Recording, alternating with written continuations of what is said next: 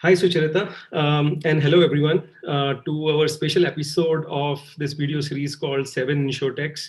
This is our fifth episode, and I'm delighted to have Sucharita, whom I've known for some time. She has spent a lot of time in the financial inclusion space. She was at IFMR Investments, and then she was the CEO of IFMR Holdings.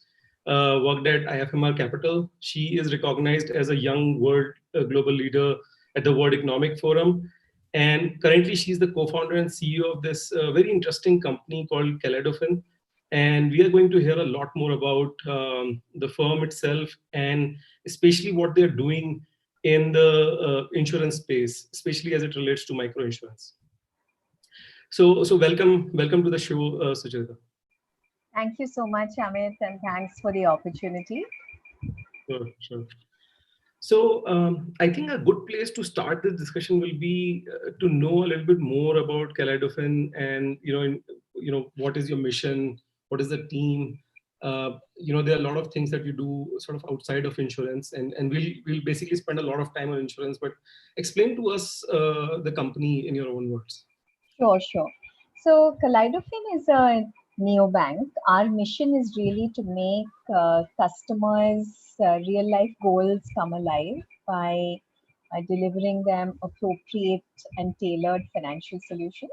By financial solutions, we mean combinations of financial products like credit, savings, insurance, investments in the right proportion so that, let's say, our customers, for a lot of whom have, let's say, education of their kids as their life goal, can actually send their kids to college, and it's not so easy. Our focus is the informal customer segment, which is most of India, almost 1 billion Indians, and their families are working in the informal sector, and traditionally products haven't been designed for them.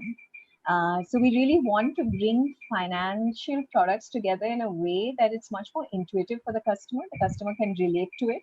They know why they're doing what they're doing, and therefore the wide array of financial products that Kaleidofin as a neobank actually provides via its platform.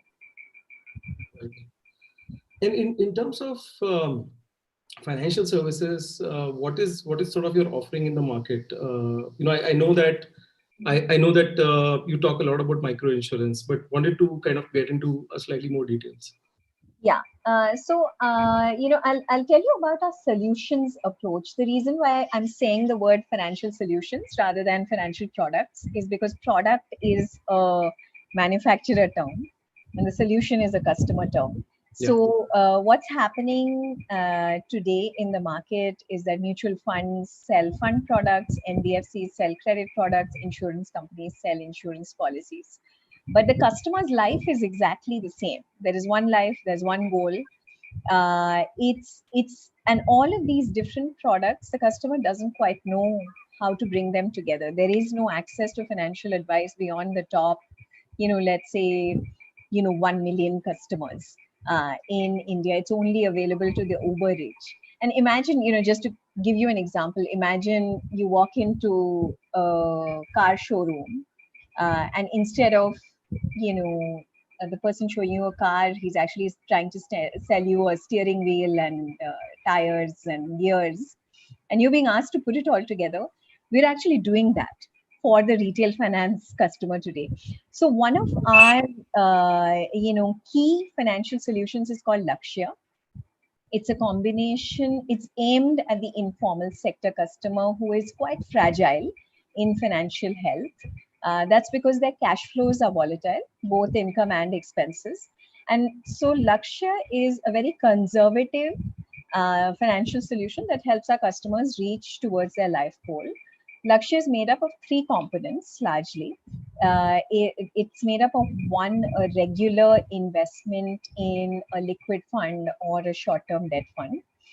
The fund gets chosen as per the customer's financial health. And that's done real time using our platform. That's number one. Number two is insurance or protection to protect that customer against key risks to that goal. So let's say the customer wants to send their daughter to college, but what if something happens to her? Yeah. Because she's the main earning member, what will happen? So we actually combine life and accident and disability insurance along with the saving without compromising liquidity or flexibility of the savings for the customer. That's number two. And number three, it also includes a credit line that the customer can use at any point of time, which is secured against the savings, which means that if there are small hiccups, for example, it's June, schools have just opened, you have to buy a bunch of uniforms and stuff like that, there is a sudden blip in cash flow, you can actually use your credit line. The credit line is priced much cheaper than any other source of credit that the customer has. And therefore, the three together, regular investment plus insurance plus this emergency credit line, come together to form Lakshya, which is a financial solution which will, in the most secure way, lead you to your goal. So, that's our philosophy. We want to keep the complexity at the back end and present a clear picture of the customer's goal and that financial solution at the front end. The customer doesn't need to look at 1600 mutual funds. And there is no point showing them that. Yeah, yeah. I mean, a lot of work has to be done in terms of just the financial education and simplicity with which we can communicate to the customer. So that's a great point.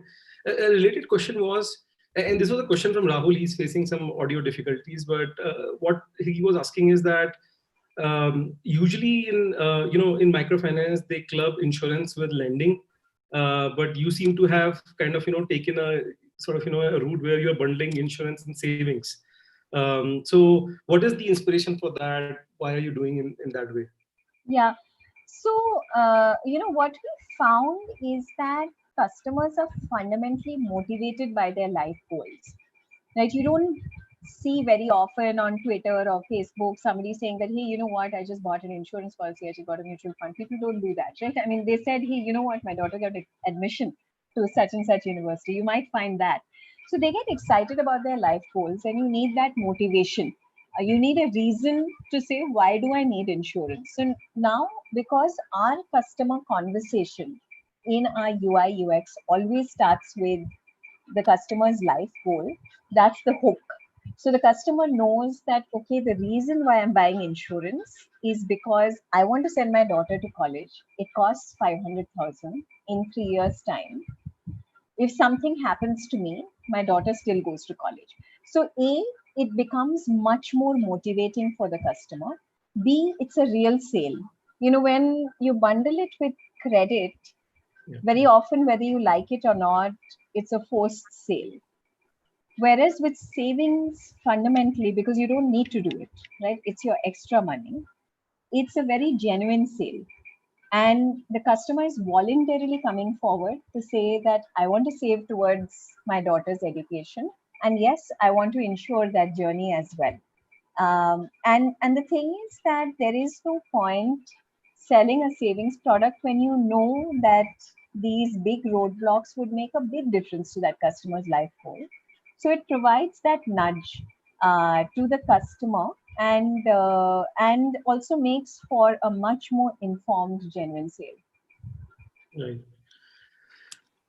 Also, I know you care a lot about sort of, how fintech companies or tech companies in general sort of report data and, in terms of just the transparency in which they talk about things. So I guess for me, I feel comfortable asking you some sort of, questions around challenges that you face in the company. And I know you would kind of, talk about them as well. I want to talk about like some very simple, things such as, because the customers are paying in small regular amounts, sort of how do you manage that? Is there a drop-off problem? Customers just sort of escape somewhere in the journey, and how are sort of claims handled? Can you just throw some light on this segment? General perception is that there are a lot of challenges around these things.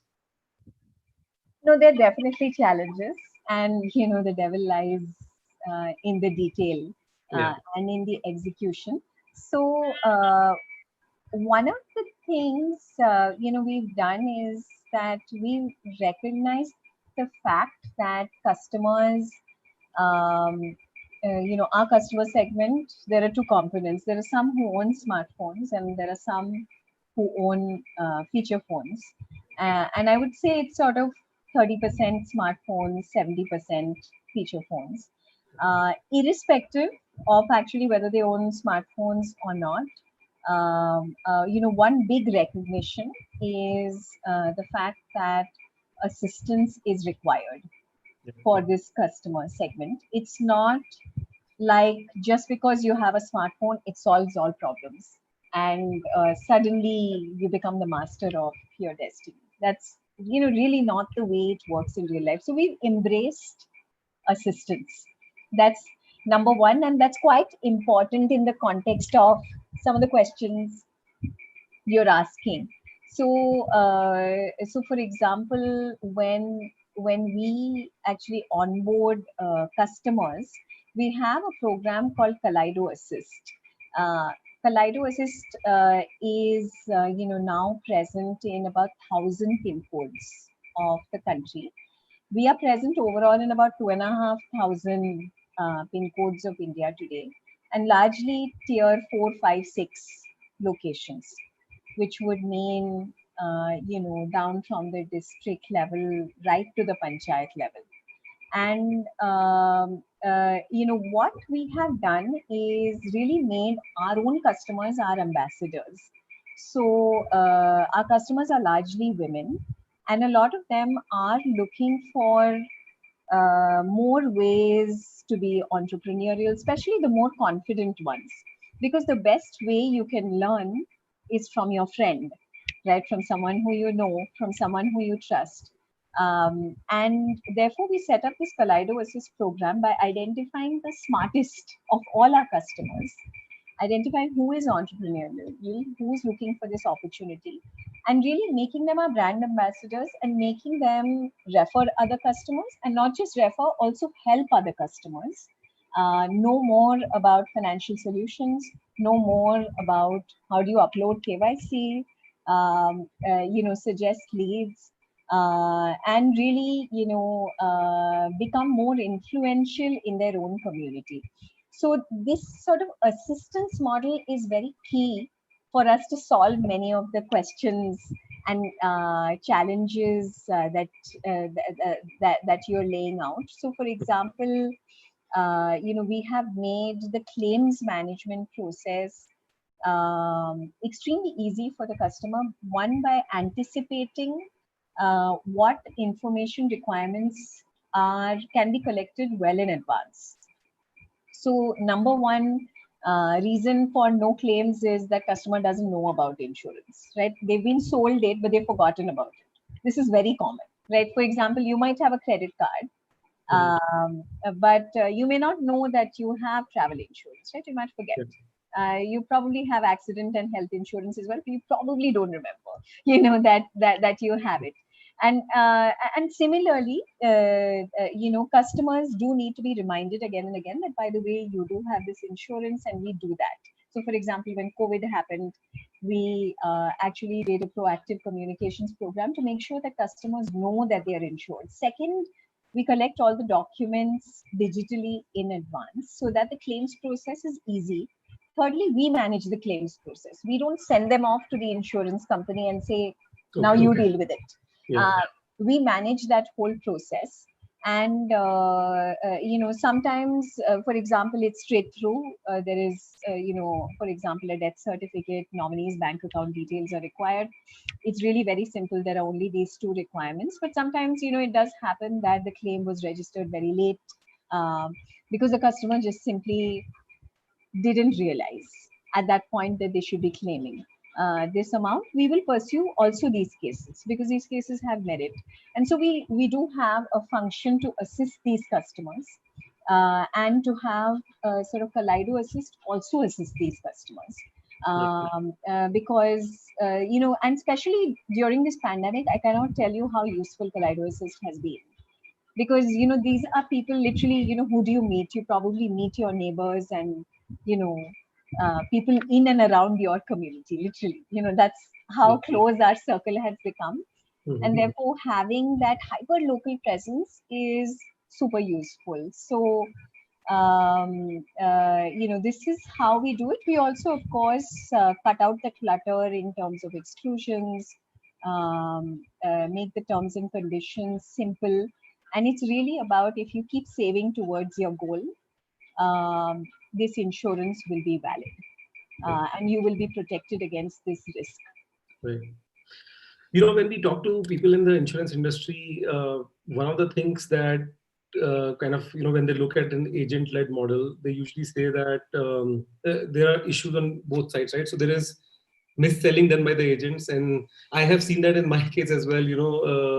Just in terms of the terms and conditions of what is covered, what is not covered. So this mis-selling by the agents, but also, sometimes there is just non-disclosure of previous medical histories and all of that from the other side. So uh, in your model, how do you kind of take care of these kind of issues? Yeah, so one, I think a lot of mis-selling has happened on the ULIP type of policies where customers didn't know about the penalties, they didn't know about the illiquidity, they didn't know about the exclusions of the insurance cover. There were all sorts of problems. So one, we actually avoided, selling customers such products with such complex terms and conditions. And I can tell you that customers are very used to paying penalties for not saving on time. So when we tell our customers there are no penalties, initially the reaction is disbelief. How can it be possible? That's no, there must be a catch. Like, no, there's no catch. There is no penalty. And you ask a customer like us about penalty on savings, you'll be like, why would you have a penalty on not saving on time? But this is very standard because it's standard in the chit fund industry, Yeah. standard in LIC policies Yeah. as well. Right? So, and those are the two products that are ubiquitous in India. So, one, we avoided all such types of products with very complex terms and conditions, and that are just not suitable. You can't tie a customer into a 5-year illiquid product when you know that 6 months later there is going to be a hiccup. We don't know what kind of hiccup, but most likely there is going to be some kind of a hiccup, and it's not not possible to predict that. So therefore liquidity is critical.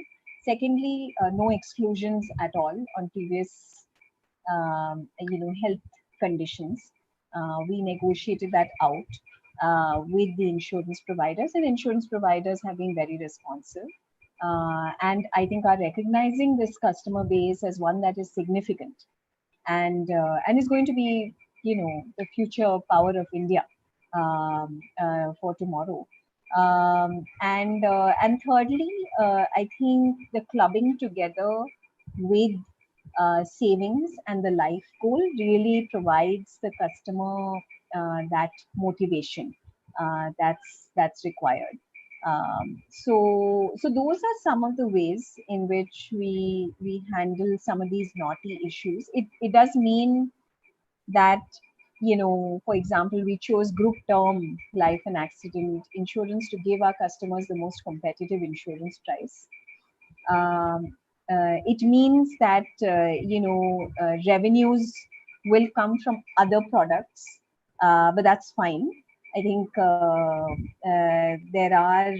want to keep the customer at the center of it, and if the customer trusts us, the business model will make sense. So are you saying that insurance is like a loss leader while you'll make money from other It's products? not a loss leader, Mhm. but today we don't make revenues from it either. We do intend to make revenues from it. Yeah. On the health insurance, catastrophe insurance side. Right. But on life and accident, we just found that the price differential on a group term policy is so huge, Yeah. and the revenues we earn are so small that when we choose between the relative benefit that the customer gets and the relative revenue that we get, it made no sense. And we are a neobank. We actually have a very wide product offering. So our advantage is that we don't need to make money out of every single product. We need to make money from the customer very clearly, Yeah. right? So we don't provide anything free. because we don't believe in that model. We don't have cashbacks, nothing like that. So it is more difficult, but these are all then genuine sales. Right. I was actually not planning to ask this question, but let me actually, this has been sort of, in my mind for a while that people say that financial inclusion in general is a kind of a very hard model to crack from a commercial perspective. So that's why there is Bill and Melinda Gates Foundation, and there is a lot of non-for-profit work which happens in this space. But you seem to be kind of sort of defying that, right? Defying gravity. So how is, talk a little bit about that. Actually, if you look at traditional finance sector, which by the way is way bigger than digital finance. So you look at NBFC MFI size of the industry is 150,000 crores. Right? And are they profitable? They are mega profitable. They are, there are three big companies that have actually listed, in the last 5 years. Business, you mean? Yeah, microfinance companies, almost pure play microfinance companies that have listed themselves very, very successfully, not even counting the small banks, which are essentially microfinance companies also. At the heart of it, they have microfinance customers. Also, if you look at the range of VC plus PE money that's come in, I would say that this is actually a customer base who will actually pay for the services because they need the services. This is where the demand is the most, it's clearly felt, and therefore there is a commercial model. Right. I think I think that the reason why many fintechs have not chosen this customer segment. So I think fintechs have not chosen this customer segment. Traditional finance is all over this space, by the way. So I think it's, there is a distinction there. So, and if you look at used vehicle market, you look at affordable housing finance market, you look at two-wheeler finance market, very large part of the customer segment comes from the informal sector. So it's not just microfinance as well, pretty widely spread, and I would say very established business models. But in fintech, I think one of the challenges is that we want to force fit a smartphone only, self-serve only model. Now, if you do that, then there is no model. So the thing is that there is a certain worldview that a technologist comes with to say that it must fit like that. No, but the real world is not like that. So I guess by asking this question, I wanted the fintech community to hear this from you. So I'm just saying that embrace what the customer is telling you. The customer is king at the end of the day. If we hear what the customer is telling us, they're saying we will pay for the product. We need the product. We need assistance. That's okay. That's not so bad. We can provide assistance. Indians have been very good at providing assistance in many shapes and forms. So we just need to, marry assistance and tech. And then you have a business model that actually works. And these customers you talked about, an earlier question around, drop-offs. I would say our customer segment is probably more loyal, more sticky than, customers like you and me who are presented with 20 options and who are constantly getting cashbacks, right? So, there's a lot of incentive to move around. And it's not that difficult to move a customer around. But, in our customer segment, we actually see attrition rates at lower than 5%. We do see, because of the assistance as well, and because of the touch with the customer, touch is not a good word right now, but because of the close, relationship with the customer, we are able to keep our customers as well.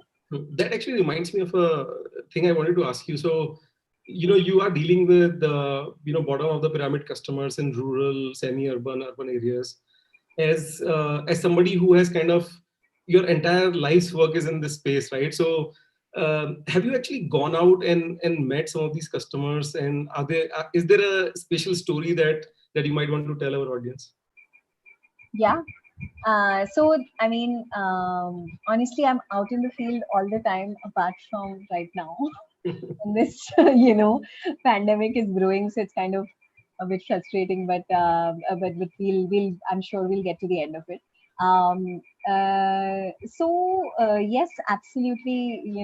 I mean, I think one of the big reasons why the work is so rewarding is meeting customers, hearing their voice, and one customer story particularly resonated and stayed in my mind.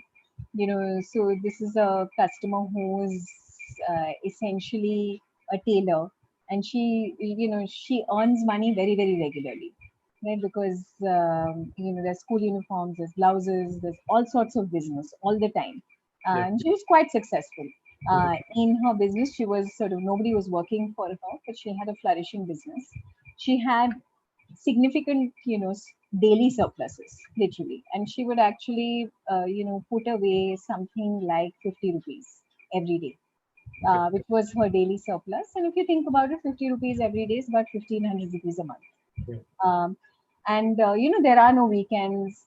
There are really no Saturdays or Sundays in this segment. Essentially, she was saving with chit fund who would collect money from her daily, and then the chit fund would give her money at the end of the year, which she would then put into an LIC policy, because she had an LIC policy which had an annual premium due. Okay. And I was like, this is sort of pretty motivated, right? And she also said that a few times, because she actually puts her money in many chit funds, because she's sort of diversifying her risk. Right? Very, She very. knows also chit funds are risky. Then have Right. you ever lost money? She's saving money for her daughter to become a doctor. That's her dream. And I think she'll get there. And Fantastic. have you ever lost money? And she said, yes, of course I've lost money. Okay. Okay. And she's still doing this. So she said that, so I said, why are you, putting money in a chit fund again? Mhm. When, you've lost money and you're putting money. And she said, no, but I'm putting money in a variety of chit funds so that, I don't lose all my money. But I said, still, your savings is supposed to be safe. You're not supposed to lose anything at all. But she said that, if this is my only chance at savings, if I don't do this, then I don't save at all. So I'm Mhm. going to take my chances. And because this is my chance of sending my daughter to medical school, and because, it was so heartbreaking, because this was the only mode of saving available to her. And she knew there is a risk. She's very well aware, but she also knows there is nothing else that's available to her. And therefore, she does it even though she knows she may lose money. And the irony of that situation was so huge, and the need is so huge, that, of course, she's now our customer. But there is also a sense of urgency around, there are millions of such stories. And how do we, there's a real sense of urgency around how do we get as many people as possible Right. into, safe, regulated financial solutions that actually bring customers closer to their life's dreams, and uh, don't force customers to make such tough choices, Right. right? I mean, this is not a great situation to be in. Yeah. So that story really stayed with me. Yeah. Fascinating. I mean, I would love to hear more of these stories, but I think this actually is a very good case for a product like yours, right? Where insurance and savings is kind of inbuilt. I wonder why she would not save with a bank or some other financial institution. Yeah. So the thing is, the chit fund actually comes to her doorstep. Okay. A person comes to her doorstep and collects the 50 rupees every day. Hmm. To go to the nearest bank branch, she would probably have to spend 30-40 rupees Yeah. to in transport just to do that. Right. um, so access does make a difference, and that's why we are also betting very hugely on banking correspondent infrastructure, Yeah. because we think that's very powerful. Mm. And you've seen that, in this pandemic as well, in making sure that all the direct benefits reach the customers, it's the banking correspondents Right. that have done all the heavy lifting. Because they are the points, we have only, I think, I may be wrong, but I think ballpark 200,000 bank branches, probably to 300,000 ATMs. That's it. We are 1.3 billion people. So that's Mm. very little banking infrastructure. Right. Banking correspondents, on the other hand, there are about over a million of them out there. So way more, and it's expanding. And therefore, how can we get, also cash points much closer, just for cash in, cash out? Yeah. It doesn't need to be very complicated services, but Mm. you need to put in cash and take out cash. The use case is very simple. Right. So, the other reason is that our customers are not treated very well in big formal financial institutions and are intimidated by staff, etc. So, we can go into another day, but it's a very big reason as well. Right. Right. Maybe the interest rates as well, like they get better actually. No, not at all. Yeah. Interest rate is not even an issue. Right. I would say everyone wants to be treated with respect. Everyone wants to be treated like a customer, and you want it to be convenient to you. And So they think that the chit fund does not run away with them. yeah, you take that. If that is the only option Yeah. available to you, then you take the risk, right? So only viable option available to you, and that's what we want to change. That should not be the only viable option. So there's so much opportunity out there. Like you're saying that there are more than a billion such customers who are kind of left today with some really bad options. And if that is the opportunity, I wonder why. So last year we did the India FinTech report, and we showed how many fintechs out of the 2000 plus in India are focusing on India 1, India 2, and India 3. By the time we reached to India 3, there were only a handful of them left, including one of yours. And I think what we were talking about earlier, right, that could be an episode in itself, that why people are not seeing that opportunity. Why just go after the cookie cutter approach, which is there. But anyways, given this is 7 InsurTechs, I had one more insurance related question, that have you thought about parametric crop insurance cover or cover for natural catastrophe and other things, and what are your thoughts on that? So I think incredibly important products. We are actually working on a parametric natural catastrophe linked insurance. And here, the reason why parametric covers work better is because the cost of assessing whether there has been a natural catastrophe, number one, two, how much damage has been done due to the cyclone or the earthquake or whatever was the natural catastrophe, is very high. So it doesn't make sense to actually assess the damage and then pay the insurance, which is the traditional way in which insurance works. Yeah. Parametric covers generally say that there are weather monitors. The weather monitor determines whether the natural catastrophe has happened or not. Yeah. You fix the grade. And if it has happened and you live in XYZ geographical area, then you get 200,000, 300,000. The amount is fixed. So it's much, much easier to administer. And we found, good, at least user interest in this product, both in urban and rural areas. One of the issues that we are dealing with is a little bit of a chicken and egg issue, that because natural catastrophe insurance doesn't exist in India as a product, the portfolio doesn't exist, therefore the pricing is very high. Now the pricing is so high, the customer won't buy it. Mhm. But the thing is that the pricing will become lower if there are lots of customers. So it's a little bit of a chicken and egg problem, right? We need insurance companies to say that, look, let me stand behind a lower price and create the market, and we'll get to that lower price. Mhm. So we are, I won't say that there isn't a challenge in structuring the product. We have a product, but it's too expensive. Yeah. And therefore we are working with a few development finance institutions to see how can we bridge the gap till scale happens in Right. this product and then prices reduce. I know that Yeah. So sorry to interrupt. I know that you have worked on the institution, investment side as well. Now, in Europe and other places, there is something called ILS funds, right? And insurance-linked securities, basically. Is that model? Are there companies in that insurance-linked security space in India as well? Have you seen something? I don't think so. I haven't come across any that are doing this. Okay. Um, Because they are big supporters of, especially parametric insurance and all that. They basically take the risk from you and kind of securitize it at a bigger level, just like how happens in the lending markets.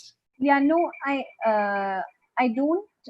No, I'm not aware of any issuance at all in this space, Okay. and in fact, we uh, the one of the issues is also that a parametric um, insurance product looks very much like a derivative, and it's quite from now it's been a while since I looked at this issue, but I know that it was complex to issue security with an embedded derivative Mhm. in it, where there are all kinds of regulations around needing to have risk that you're hedging in order to issue the security in the first place. But I don't think there have been any Yeah, such. I Uh, haven't seen many players as well. yeah, Okay. So look, we are actually sort of running out of time, but I had just one last question for you. so So the market is huge. You're off to a great start. You guys are doing really good work in a space where it is needed. Where are you currently, and how much of a dent do you believe you can make in the market? And kind of, I'm trying to understand, if the market is like sort of 100, where are you guys? Where are other players combined? And how long we have to go? How many miles more?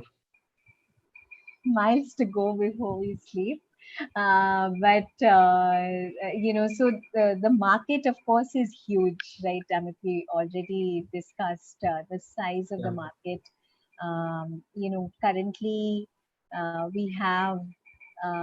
we are a drop in the ocean. We have about 1 million users, of which 100,000 are actively buying products. Insurance, savings, credit as well, packaged in the form of solutions. What I'm proud of is our presence.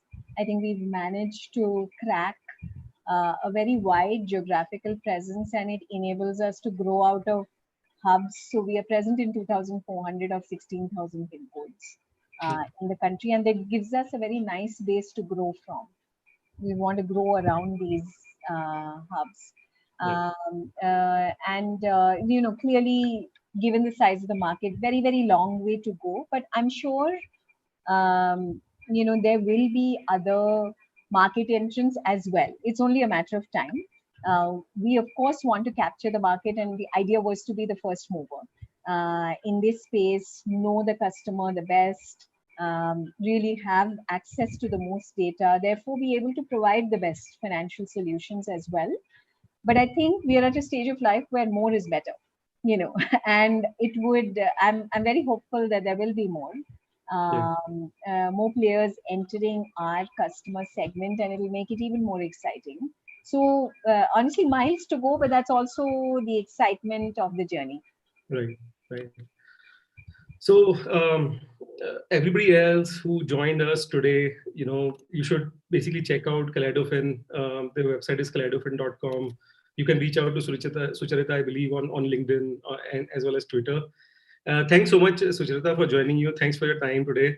And I'm sure we'll have more wonderful sessions. And please keep serving this BOP customer base, which is, in my mind, kind of the biggest goal that financial services should have overall. Absolutely. Thank you so much for this conversation. It was fun, and also for your good wishes. Wish you the same. Thank you. Bye bye. Thanks. Thanks. Bye.